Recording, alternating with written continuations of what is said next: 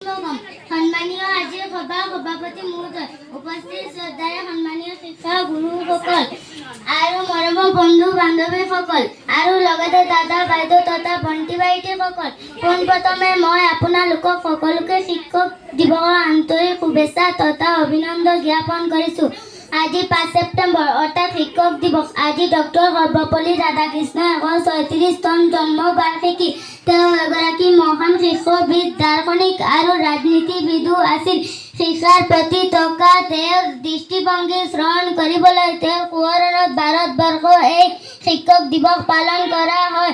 সেয়ে ভাৰতত 1962 চনৰ পৰা 5 ছেপ্টেম্বৰ দিনটোত শিক্ষক দিৱস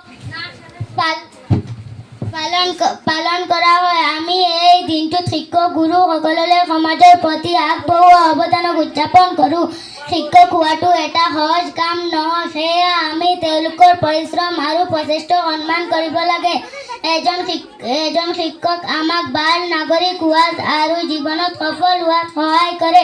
শিক্ষক অবিহনে শিক্ষা সম্ভৱ নহয়। মহান দাৰ্শনিক শিক্ষাবিদ ডক্টৰ সৰ্বপল্লী ৰাধাকৃষ্ণ দেৱক তেখেতৰ জন্মদিন দিৱসত শ্ৰদ্ধাৰে সোঁৱৰিছোঁ। জ্ঞানৰ পোহৰ বিলাই দেশ আৰু সমাজৰ প্ৰতি দায়িত্বশীল ভূমিকা পালন কৰা শিক্ষা গুৰুসকললৈ মোৰ গভীৰ শ্ৰদ্ধা ভক্তি নিবেদন কৰিলোঁ আৰু পুনৰ শিক্ষক দিৱস শুভেচ্ছা জনাই মোৰ চমু বক্তব্য সামৰণি মাৰিছোঁ। ধন্যবাদ।